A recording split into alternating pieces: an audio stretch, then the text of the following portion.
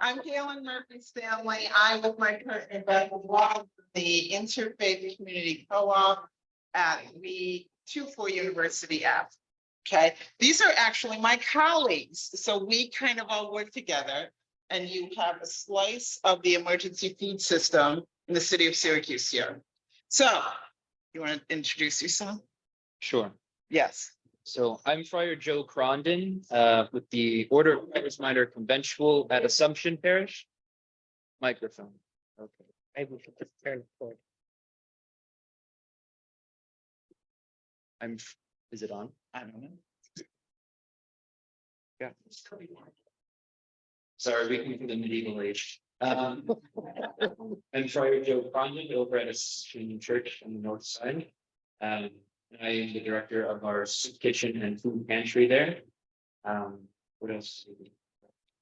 You have the largest emergency. We have a high volume number of people in Onondaga County. We have both a soup kitchen and a food pantry. In the morning, Monday through Friday, we have the food pantry, and then lunch and dinner windows Monday through Friday as well. We serve in our pantry between 800 and 900 families a month. And our soup kitchen gives out well over 12,000 meals a month to our community, working in close relationship with many other people and organizations in the neighborhood. It's an honor and a pleasure to be seated with such immense legends of our community. I can't tell if you called me old or not. My name is Amalia Swan, and I'm the Chief Community Impact Officer at the Food Bank of Central New York.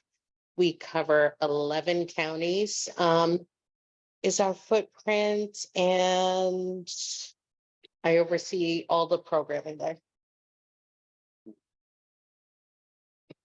Hello, my name is Al-amin Muhamad. I'm Executive Director of We Rise Above the Streets. We Rise Above the Streets is a nonprofit organization that goes out to the community, boots on the ground, and we feed and clothe the poor, the food insecure family, and the homeless community. We gather hundreds of volunteers together from all walks of life, different religion, different background, different race, and we come as a community and we go out to the community and we keep eye contact and spread kindness and love and compassion amongst the community. Over the 8 years I've been doing this work, we passed out 90,000 sack lunches, 50,000 hats and gloves. And we're continuing to show people that love wins and love overpower hate. Thank you. Good afternoon. My name is Rhonda Vesey. I am co-founder, along with Trudy Goodell, of Food Access Healthy Neighborhoods Now. We are an organization in the Valley Southside community where we have set up at the Valley Plaza, which as of 2018 has been without a grocery store when Tops Markets left. We serve as of 2022 our first outdoor farmers market. We moved into the winter of 2022 through 23 with the first indoor farmers market. Just ended our second outdoor summer farmers market and preparing now for 2024 winter market season. The community is senior, children, community, a very filled community neighborhood, and part of the most impoverished children in the United States of America. So it's very well needed, and I'm glad to be a part of this panel. Thank you. So what I kind of just want to highlight here is you have 4 representations of the emergency food system. Okay, so I think that this really needs to be lifted up and celebrated. And as we move through this conversation, you'll be able to understand all the different ways in which the emergency food system works and impacts Syracuse and help split them up and support them in terms of food access. Okay. So I'm going to move through facilitated questions right now, and then please feel free to talk to these guys. They are a wealth of information, and they are doing incredibly difficult work, which we do along with you guys. Okay, so first question, and this is for all of you guys. Given the systematic issues with Syracuse safe food, how does your work within your site, build resiliency for residents? And do you have any thoughts of the way out of the the food system landscape we find ourselves in?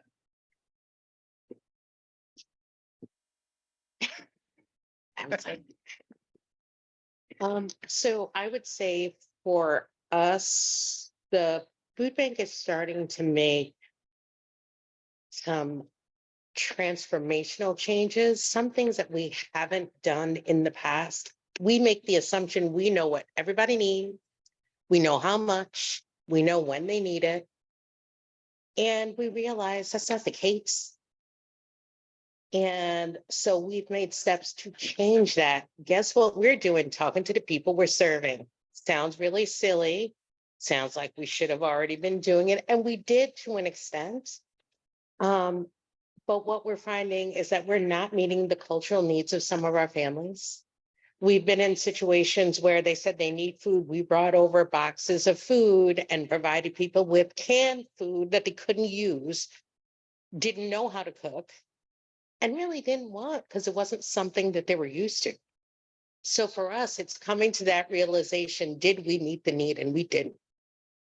So now we're just taking it and we're asking folks.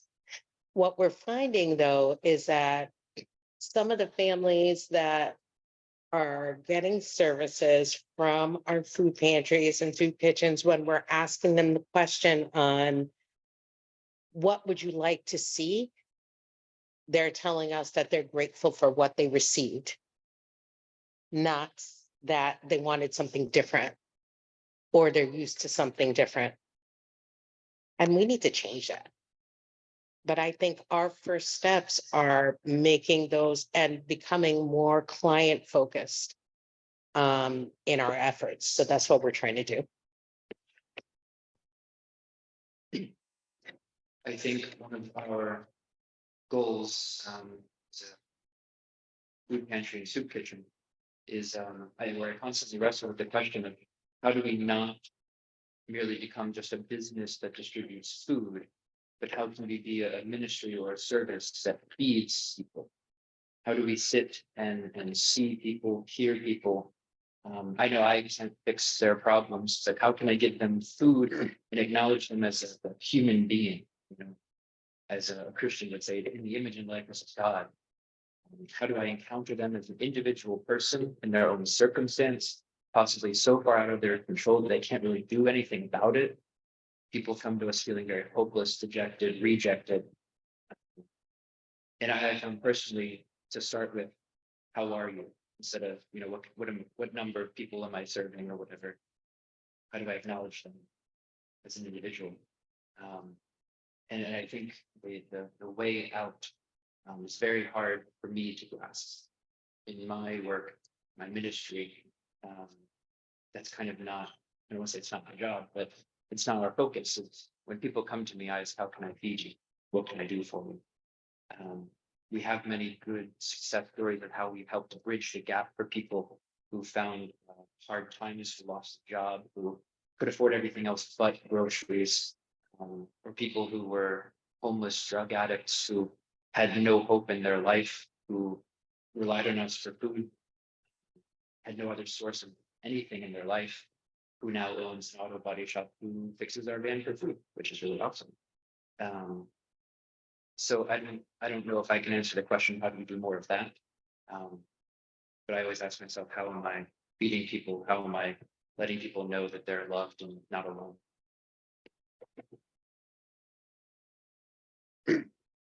Yes, our goal, as we rise above the streets, and we're accomplishing this goal, is to, first and foremost, I want to tell everyone here that I was homeless myself, 10 years chronically homeless in the streets. And when I was homeless, I told myself that when I would become homeless, I know how to treat the homeless community and treat food insecure family and what is the needs. So as we rise above the street has started, my main goal was to connect everybody together, because I believe community works, and we have proved community works. We cannot solve nothing in our community if we don't come together. And my goal was, when I was homeless, to bring all people together so we could tackle tackle the issues in our community. This year, we were just talking in the panel, this is my first year applying for grant. And the reason why I choose to do that is we're a community funded organization, because I want community to come together and go out in the community and help our brothers and sisters together. The food situation that goes on, so we rise above the streets, we have connected with a lot of restaurants to come out there to the streets and to cater for our brothers and sisters. I told myself I want to treat people like we treat ourselves, right? We want to make sure everybody's just being treated as human beings, keep eye contact, and do a lot of what? Do a lot of listening, right? And when you're volunteering, move your body. You know, when I move your body, you know, just ask what size you wear. How can I help you? And again, keep eye contact.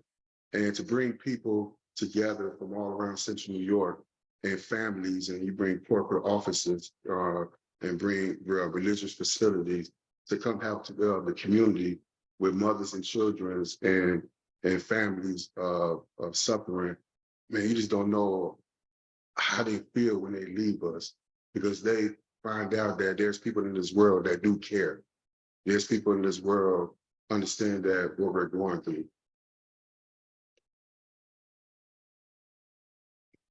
As I said before, we started FON, Food Access Healthy Neighborhoods Now, in the summer of 2022.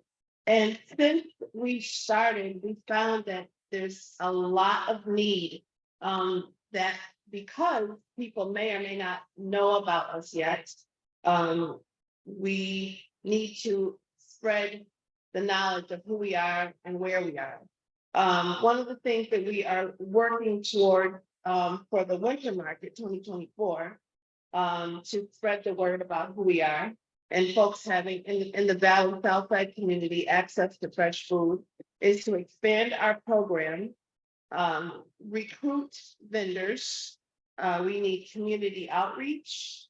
That would be folks like the food bank. That would be folks like Onondaga County Health Department.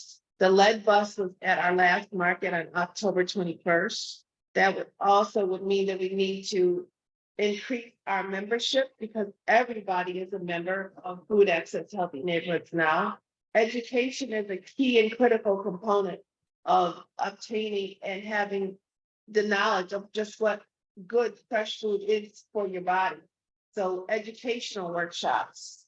We need to establish, and we want to establish, a campaign for food as medicine. This is growing. We want to do a health fair at the beginning of January. And our seniors, we've got the Bernadine Apartments Loretto facilities right behind the Valley Plaza. They need transportation to the market. We would like to also include a night market. We want to be able to meet the needs of these people that are impoverished in a very low income, low access part of the Syracuse city community. And in order to do that, we need to spread the word. We need to combine our resources. We need to all be on the same page, so that just because we're south of Brighton doesn't mean the access to fresh food and knowledge for information should stop. We've got 6 schools at the Syracuse City Schools in our community. Meacham, which is an elementary school, Clary, which is a middle school, Van Dyne, an elementary school. We've got 6 churches in the area. There's plenty of ways for us to spread the word for those children, for those families, to learn how to eat better, grow stronger minds for students, stronger minds for the parents, eliminate the hypertension, diabetic diets, and most of all, diminish the city of Syracuse being the most impoverished city in the United States of America. That's what we need to do. What's striking me about, in listening to all of you guys, is how multifaceted each of the programs. And Beth and I run a program similarly that has so many different things happening. So when the folks arrive to us, we can really kind of address a lot of needs all at once. So the food becomes the vehicle, right? To kind of get the people in the door, and then we can really assess the situation and work with them on a more holistic level. I mean, I'm gonna shoot you your first question. Homeless populations are often overlooked. How does your organization address food insecurity in homeless populations in Syracuse? I'll keep going, because you can answer it multifacetetedly. What are some system level changes to advocate for what would make a difference? And what do you think is the biggest missing gap in the care system? I'm gonna go back to what I was saying a few minutes ago, is community. That's work. Our Summer Saturday program, if you ever heard of Summer Saturday, I encourage you, please, when you leave out of here, do your research. Because I feel that work speaks for itself, action speaks for itself, of the work that we're doing.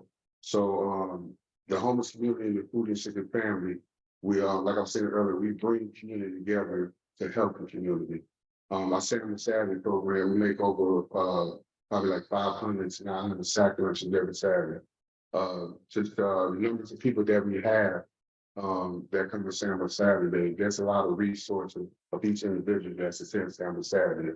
Housing, jobs. You want to sit here and talk to someone, have a conversation with one of the volunteers. Most importantly, myself, I was raised in the streets of Chicago. Been through a lot of gang activities, been homeless, been through poverty. I've been through a lot of. So me speaking the language to our community, they understand. And me talking to the volunteers and them watch every move that I make. There are a lot of volunteers are willing to learn too, so they could approach people that suffer due problem. What's the second question? I'm sorry. It's okay. The second one is, what are some system level changes to advocate for that would make a difference? Social media. I'm the man of social media. I ain't gonna lie. I'm always trying to catch up because everybody's on social media, and you can reach out to a lot of politicians. You can reach a lot of food resources. You can reach a lot of people on social media. And I'm an activist. I'm a real hard activist, and my work speaks for itself. So I'm always advocating on food and reaching out to restaurants. And we have a beautiful community in Syracuse. We do, despite everything that's going on with poverty, we have a lot of people that's willing to help. And I'm not talking about the city of Syracuse. I'm talking about all around Central New York. Will be able to help. So social media work for us, and me going around speaking in different locations to bring awareness, to go to the synagogue, go to Catholic churches, Christian churches, go to the mosque, universities and corporate offices, and share my story and speak about what's going on in our community to get everybody involved. And so far it's working. It's working. And I think the reason why we're being successful is because of COVID. And I'm gonna share this real quick. I want to end this. During COVID, it was not poverty and the homeless problem, it was everybody's problem during COVID. And a lot of people seeing that it could happen to you one day. It could happen to you one day. So a lot of people were seeing that and they want to get involved because they had a little state of poverty themselves. And I'm very blessed that I was the individual that a lot of people felt comfortable to come to my pantry, to ask for food and ask for clothes and get ask for toilet tissue. Ask for things. And then, I was very blessed to provide for our brothers and sisters in our community. And that's when everybody folks, I'm not talking about the homeless community and people that are struggling with poverty. There's people doing cultural struggle as well. I'm going to end this, and I'm going to continue to say this. Community works. Community works. We everybody together on one page to help our community. I think that what I also want to kind of just talk about a little bit more is that many of us are the only paid, if we are paid, employee at our website. So what Al-amin is kind of talking about that I want to flesh out a little bit is we all have huge volunteer workforces. So that's feeding Syracuse-Onondaga. And I don't know your programs, but I know the rest of us have huge volunteer workforces that do the work for us. So it's really very much about modeling and teaching, because like Beth and I are teaching, so I know a lot of students go to Al-amin and online. But I just wanted to look at that there, we really don't have a lot of case sets. We're doing a lot of modeling, getting volunteers. Okay. Maya, you're gonna get the next. The food bank is central in New York has historically been the largest player in the region's emergency food system. What service trends is the food bank seeing? What systems and or infrastructural changes is the food bank implementing to meet those trends? What are some systems or policy level changes that you see as crucial in meeting food insecurity? I feel like I keep getting those loaded questions. I know, well. But It's probably gonna be- I see what, like, what? I was like, one of the trends that we're seeing now, post-COVID, numbers are on the rise again. The numbers are on the rise again, not because people are sick. It's because prices have increased, homelessness has increased. There's so many other factors right now that are driving people to need assistance. So that's what we're seeing right now and just trying to keep up with the pace. We had an issue we had supply chain issues there for a while after COVID. We were trying really hard to figure it out and we're like, we would place orders for like, let's say 100 pallets and we'd receive 5. So that was an issue for a while. Everything has gotten better, but the prices have still increased. So we're still seeing that, that as being one of our issues. But we're managing. We have food right now. We have food right now. The USDA is back on their regular schedule. So we do have a lot of products coming in. If the need increases, I can't answer that. I can't answer that. I can tell you right now, for the next few months, we got a lot of food. But I can't tell you what's going to happen later on. But we'll continue to work to make sure that our agencies don't want for anything. What have we made system level changes? Some of you may or may not be involved with Service Insights. Service Insights is our new electronic intake system. When I spoke before about not knowing who we serve, and because we don't know who we serve, we're not necessarily serving them well. We're trying to use this system to capture that data. It captures everything from dietary needs to cultural food preference. So, the first instance of it, the first time user, there's a lot of questions. Second time you come in, it'll only ask you specific questions. Then it's like, do you have any specific dietary needs? So we try to ease families into it. Family's been pretty receptive. We've only had a few who's like, I don't want the government to have my name and number, and that's fine. But they were willing to also, I think this for us is twofold, not only to find out who we're serving and what they need, it's going to help us guide our buying process as well. If we find that there's some type, one area where there's a gluten, half of the town is gluten-free. Believe it or not, it's happened. So how can we meet the needs of those individuals? So hopefully this will help us figure out who we're serving and how they need to be served. We're also going through an expansion. With our building expansion, we'll be able to house, 1 million additional pounds on site. We've had to rent storage, additional storage. We rented an additional warehouse just to meet the needs during the pandemic.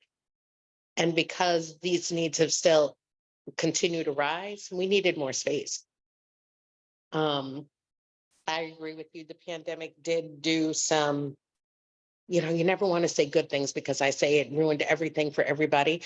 But it did bring out the compassion of some folks. The truth that, you know what, your neighbor could be in need. Because in that point, everybody was in need of something. And I don't care whether it was food, companionship, anything. It really, I think, folks looked at things a little different. I tell everybody, it was like SNAP was sexy just for that 6 months. SNAP was sexy again. Where the program is available for those who qualify. And people like, I don't want people to know. And then everybody was applying. So it was great. Those numbers are still high. We're getting calls from, I don't want to say non-traditional households, but it's fathers of headed households seeking assistance. That never happens. Very rare. But we're finding a huge uptick in that as well. So it's just trying to keep up with the trends. We meet and talk to everybody we possibly can because the food bank does not know everything. And so we try to keep connected to the communities that we serve to get all of this information about what's going on. So we're looking at all of these trends and we miss some because we are not perfect. But we look to the communities, our agencies, to help us, to inform us on what we're missing. So our hope is to have more folks in the community to figure out what changes we need to make to serve people better. So the food bank of Central New York covers, your coverage area is like 13 counties. 11. 11, and they have 400 plus emergency food sites. Mhm. So when I said that they listen to everybody, they legitimately listen to everybody and they assess we all get assessed a couple times a year, at least I feel like, we have several programs set up. And they're talking to everybody to understand what the problems are, what the highlights are, what's going good, what's going poorly. So let's think about it. Onondaga County, they go all the way up to the river. That's how far they are moving food, how much coverage they have across the Central New York region up in South State. It's really a phenomenon. Okay, Joe. Ready? The Assumptions Food Pantry is one of the highest volumes of emergency food locations in the county and one of the few combination food pantry soup kitchens in the area. What is one thing you wish people knew about the emergency food system in the county? And could you give us background on service, rates, usage of each of your programs? And in your work, where you see things getting better or worse? I had to promise I wouldn't throw anything out of during this. Galyn is one of our good lasting partners, along with many other organizations, including the Food Bank of Central New York. Our work wouldn't be possible without help, without building community as elements. As one of the food pantry soup kitchen combos, we see people all day. We see people who are homeless, who can't help themselves, or people who just need help with groceries. When I was out to dinner with a good benefactor of ours, expressing frustration with seeing someone pull up in a car and get food pantry. And I said, well, maybe they can afford their car payment, they can't afford food. So encountering someone and never judging them, never assuming you know their situation, is one of our pushes in our system. And I think that's attracted people to us. In addition to working with the food bank to provide the culturally appropriate or at least familiar foods to people. Our area has seen a huge increase in Afghani refugees after the turbulence there. And never before had we needed to order 40 cases of rice. You know, it was a lot of pasta. and now rice is our mainstay. And encountering different different crunches systematically with finances, in the politics and all of that stuff. That's a conversation for another day. But we're trying to work as many avenues as possible, writing grants and finding new partners, providing for as much as we can for our people. In addition to our soup kitchen and food pantry, we also have on-site free medical clinic called the Poverello Health Center. That's seen a dramatic increase. People who are, like Rhonda was mentioning, trying to fight these common misconceptions about diseases or conditions in the community. We have a very, very busy diabetes clinic, you know, so that also influences the food we're trying to hand out in our soup kitchen and food pantry. Instead of handing out sweets all the time at the and trying to switch that to maybe a chip or some nuts or different thing like that. And our rates and usage since I got here a little over a year ago have almost tripled in need. And that's, I guess, officially post-COVID numbers increasing to record demand. I actually, one of our brothers that I lived with used to run the soup kitchen for many years before me. And I come home and tell stories and I've never seen anything like that before. Some of the things that have been getting worse, I think there's a string of violence, and I don't want to just keep blaming things on drugs. There's an increase in drug usage in our community. So we've established, you know, Narcan offices, fentanyl test strips, dilazine test strips, trying to, again, we can't fix the problem, so we can try to mitigate the impact of those things. It's trying to understand that people need, and like Amalia said, that's from asking, what do you need? What can we do for you in our limited sense, but also what can we do? We also try to do tabling in our lobby for different resources, all of the health organizations, community centers like Helio Health has centers where people can just go and sit during the daytime. And they also run recovery programs and that kind of stuff too. So just trying to find what's available in the area, connect people in that way, and build a community of support for the people that come to us in need.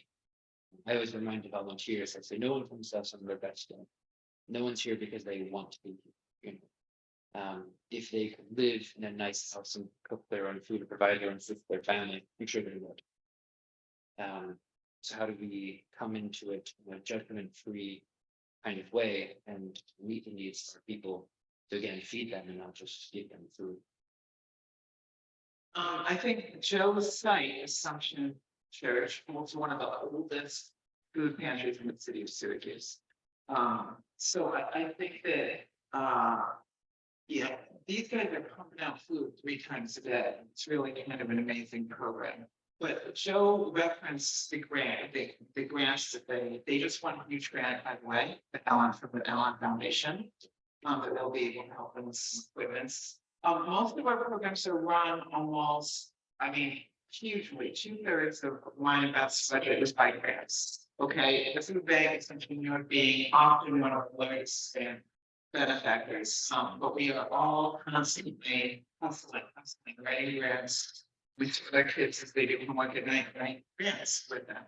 And sometimes we even win that, and that's how we feed people oftentimes. Okay, Rhonda. Ready? Ready. The Valley South Side is a low income and low access area in terms of food resources.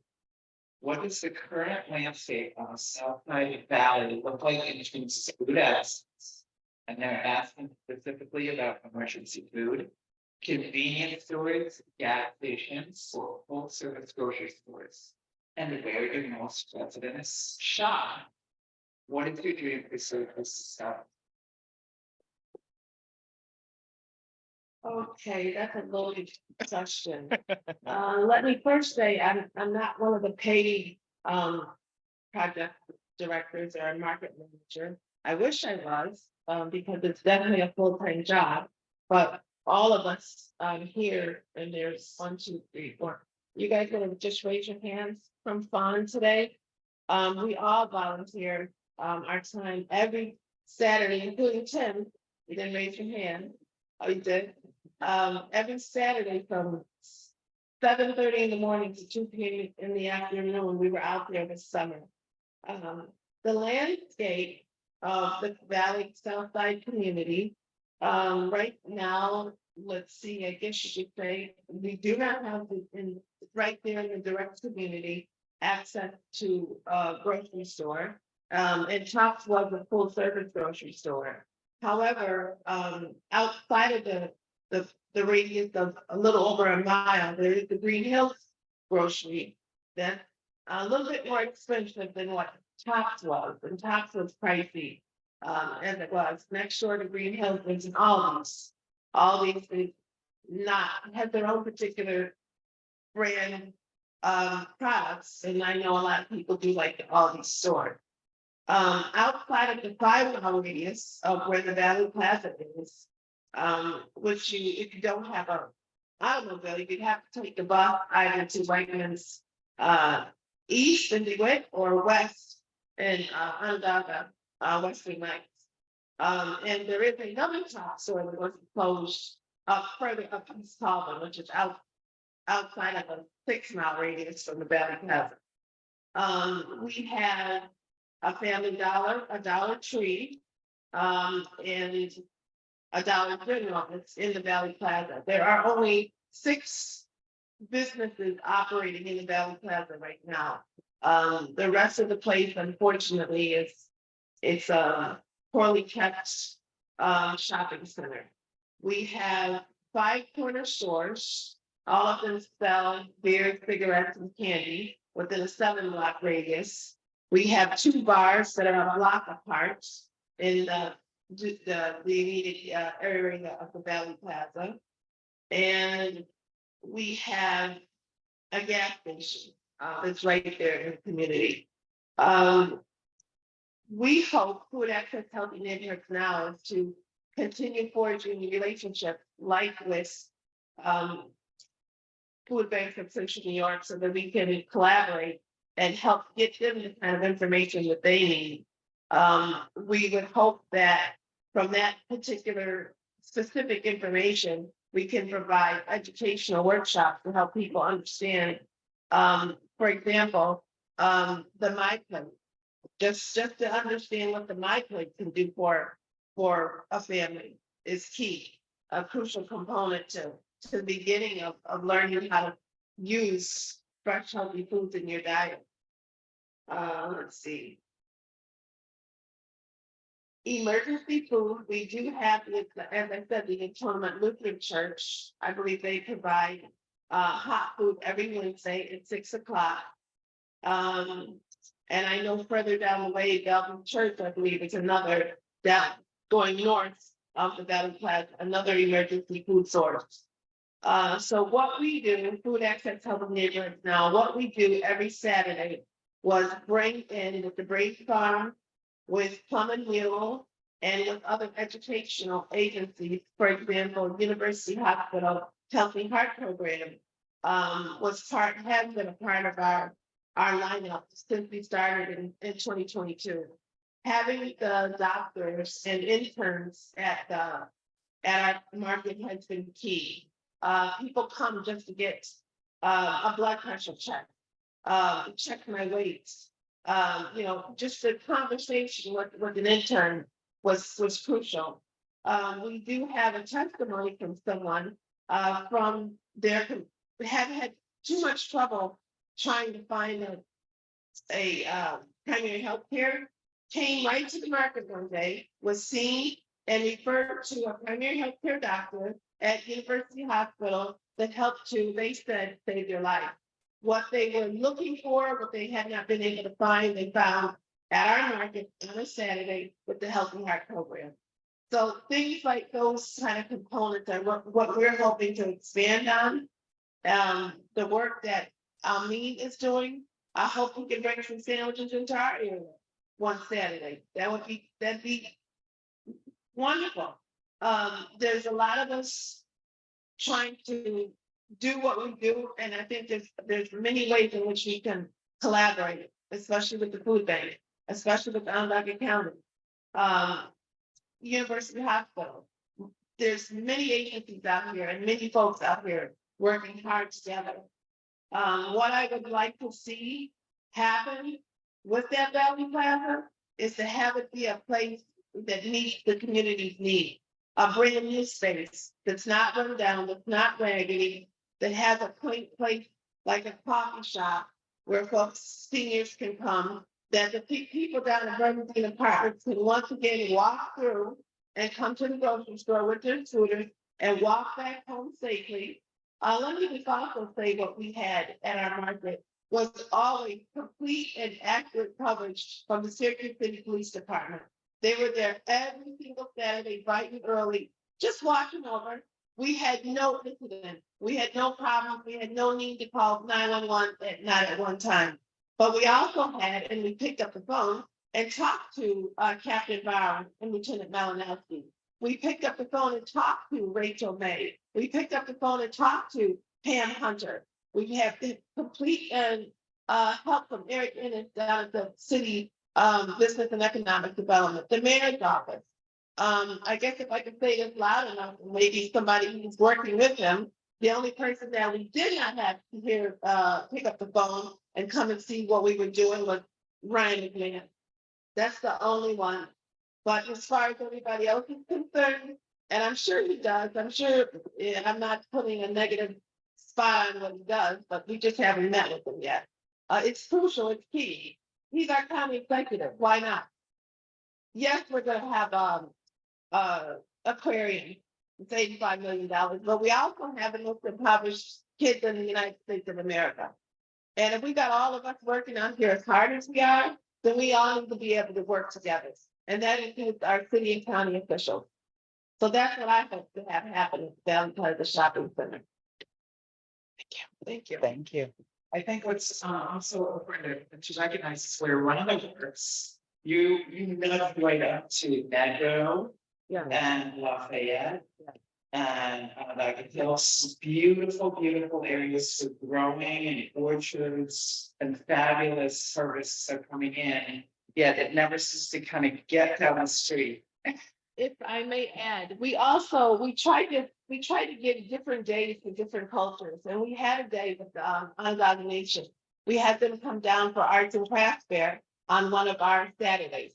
So things like that. We want to be able to include culturally relevant produce. We got more than just regular produce that we all know, corn, green beans, carrot. But we want to be able to reach and meet everybody's needs at the market. So we're looking to do that too. Right. Price right, price right. Yeah. No, No, yeah, yeah, I'm just gonna add price right along with the list because they do have huge food bank, feed the children. Program, and I collaborate with them every year. Yeah. You're welcome.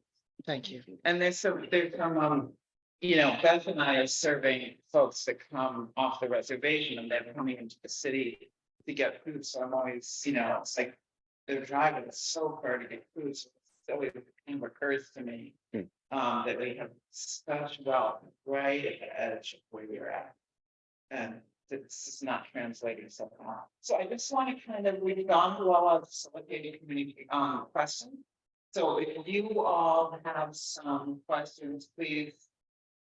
We would like to hear them, and I can run this over to you. Yes.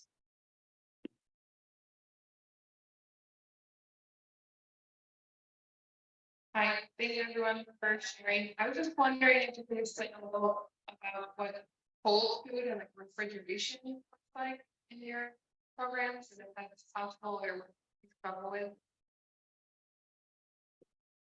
Let me get the question. Can we hear the question again? Yeah. So I think do you have the ability to store food that can be refrigerated or frozen before it goes out to the people? Is that a correct interpretation? Okay. One of the things that we did, Food Access Healthy Neighborhoods Now, prior to us starting the market in the Valley Plaza, because Pops left, we went directly to top CEO, John Persons in Buffalo, New York, and we asked him, is there any possibility that you would want to come back? I think we heard it earlier that grocery stores are now downsizing space to a smaller full-service grocery store. Would you want to come in and take up half the size of the 44,000 square foot space that they left out of? Unfortunately, the model that they use and the low-income, low-access community would not allow for him to meet his bottom line on a weekly basis. So however, what they did do for us was donate refrigerator, brand new refrigerator freezer. And I could just go, the list goes on, but they did help us out tremendously. Does that mean that they will not come back at all to the top space or that they left? I don't know. It's open. It's open for anybody right now. We're doing research. We haven't stopped. The person who owns the Valley Plaza pretty much, hopefully the ball is in his court to help do that. But in the meantime, we're doing research. We have refrigeration.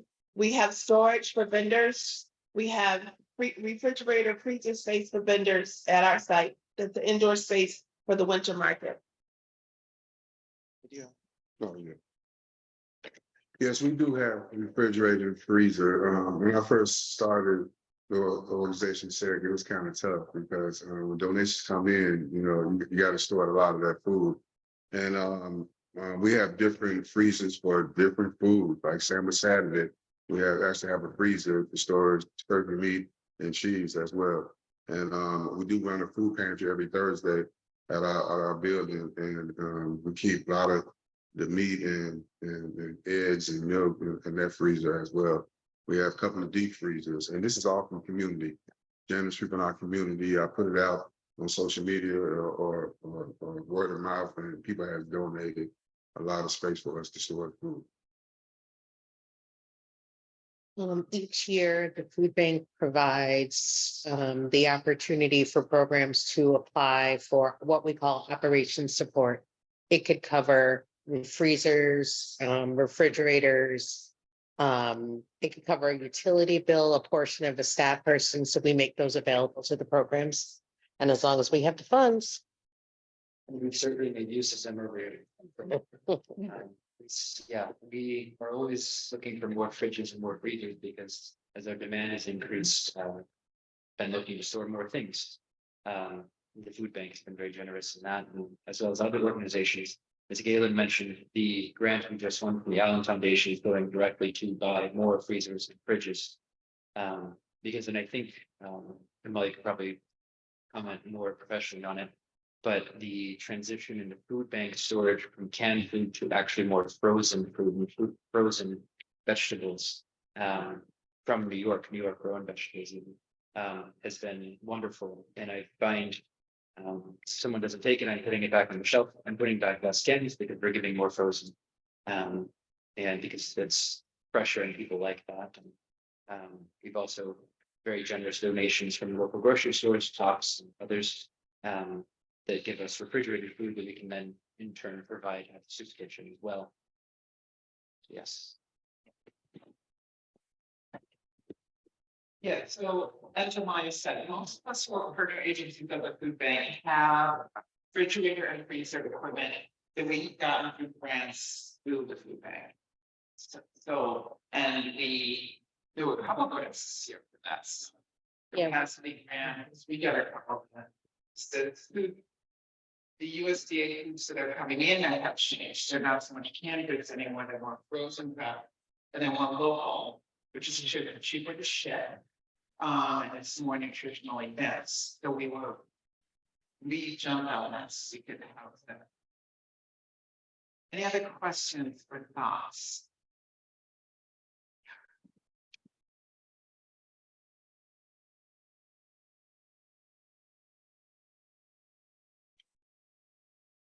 I heard on the news this week that family expenses had all of a sudden outgrown paying income. I chuckle because, that may be news to some, but for the senior population in our city, that is not. People on social security don't get raises very often, and when they do, it's minimal. Many of them make choices on a regular basis, whether they're going to put food on the table or buy medicine. So I'm wondering, I'd like to know from each of you, what kind of percentage do you see of the senior population? Because a senior population seems, number one, you have to realize what programs are available to assist them, or number two, just don't ask. So your programs, what do you see in your programs as far as senior citizen participation requirements, requests? And how do you serve them?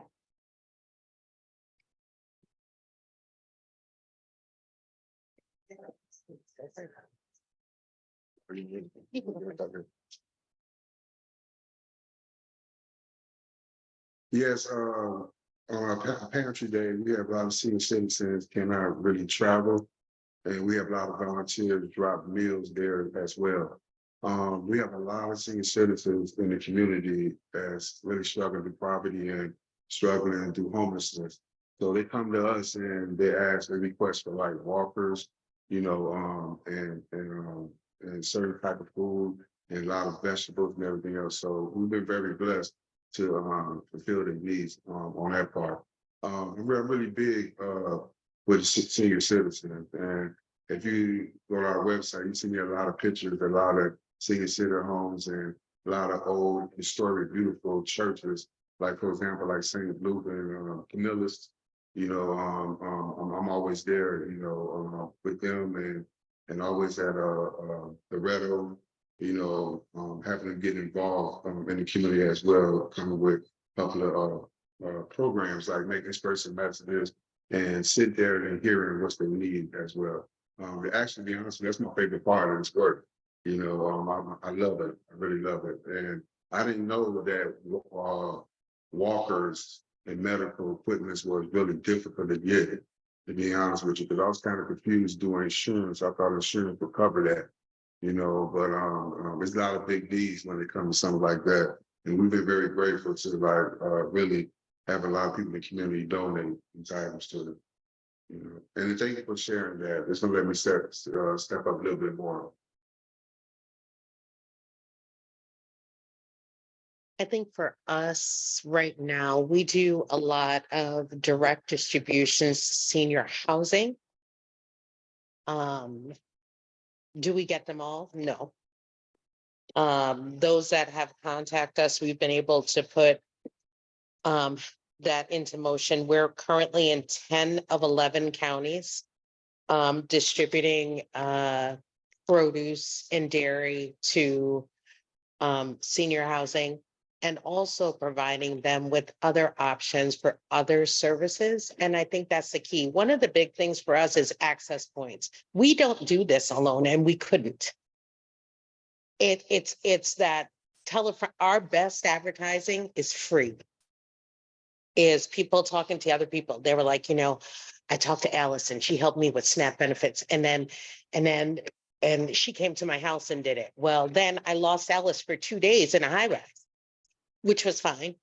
But we were able to help those folks. We have representation on our, on some of the senior companion boards to make sure that the information gets out too.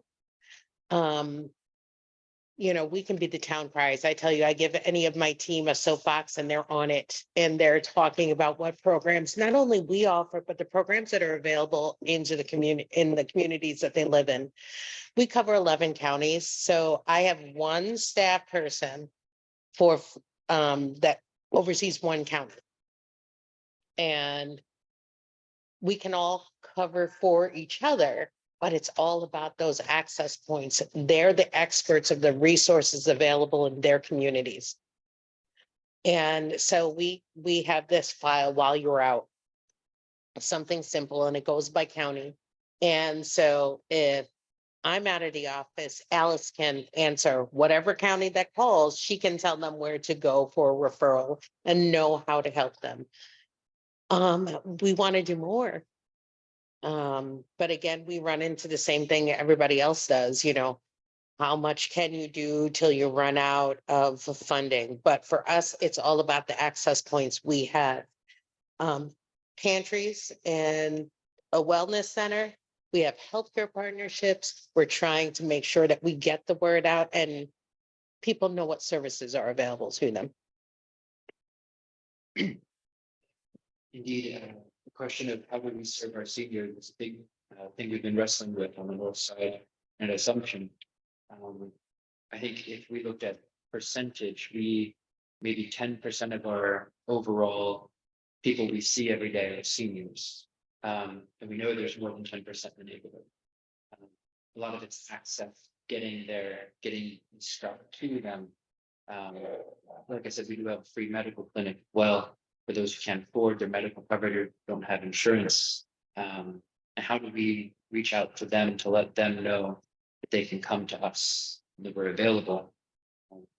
One of the things I always advocated for, it's probably no surprise, a lot of our Sunday churchgoers are also seniors. And even if they do qualify for our services or are in need, like you said, they have this mentality that that's for me. We work in a close relationship with the National Grid in fighting the mindset of heat, not eat. People would rather pay for heating and go without food because they didn't feel comfortable approaching that.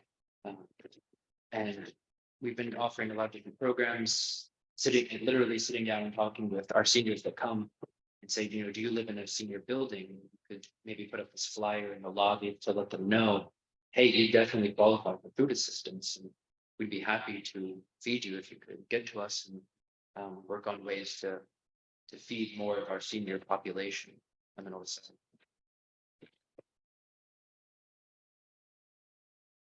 What I could share with you is that Audrey is one of the most mobile 86-year-old senior citizens you ever want to see because she drives a car, she pumps her own gas, she does all kinds of business activities all on her own. So she's our vice chair and she still knows how to run the show. So she's a different example of a lot of seniors who are still out here doing what they do by themselves. For the other seniors, as Al-amin said, we need to also step up our game. Loretto is right behind us.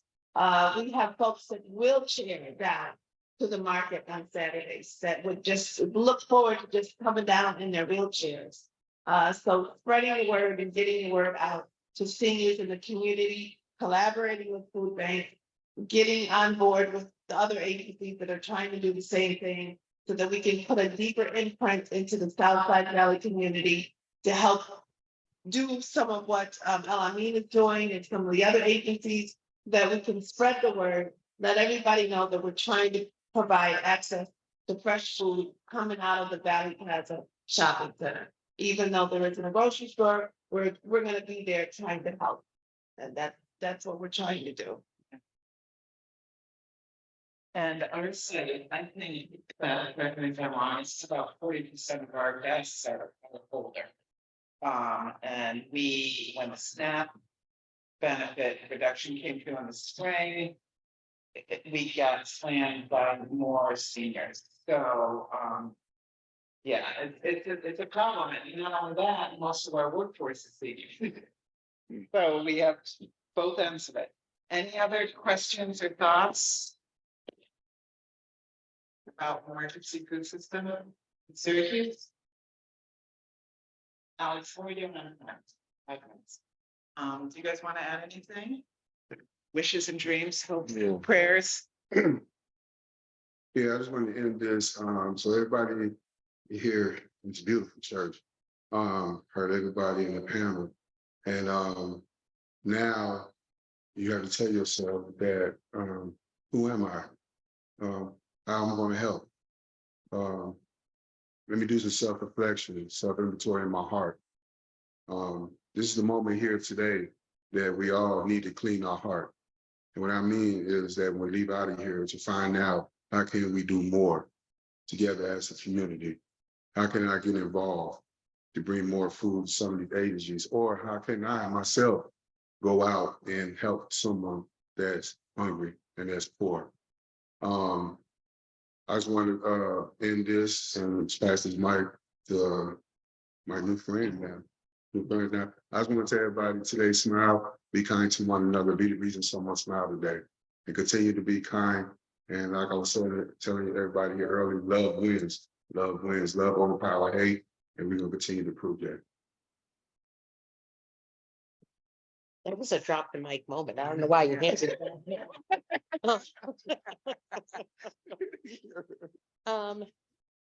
Just a tidbit of what's coming down the road, Farm Bill. Yeah. Farm Bill is key for our agriculture. SNAP participation, there's a hot foods bill. Anybody in my office will tell you, once they allow older adults or anybody to buy rotisserie chickens from the store, because you can't buy hot foods with SNAP, I'm gonna retire. So I expect that golden chicken on my desk because I'm out.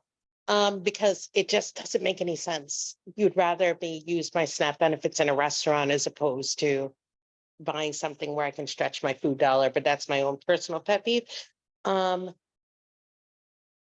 Social Security will receive an increase in January. That means there will be a SNAP reduction.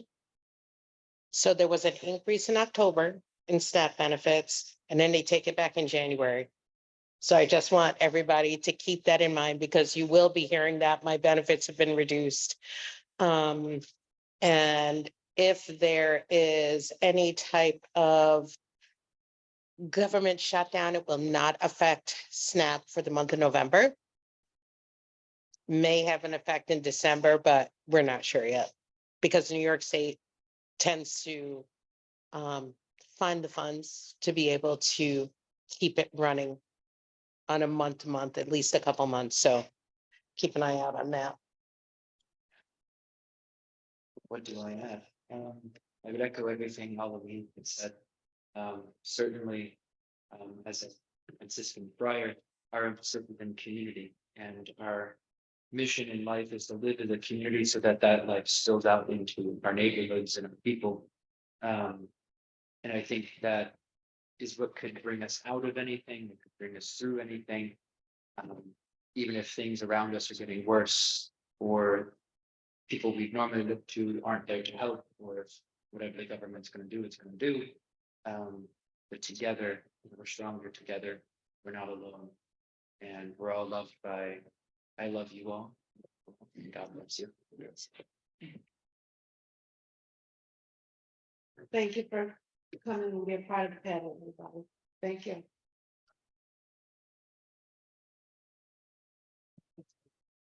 Thank you guys so much.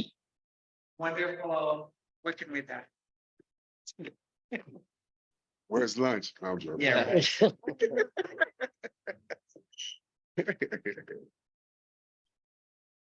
Thank you guys very much. Good job. We're located in Syracuse. Thank you. Oh, you're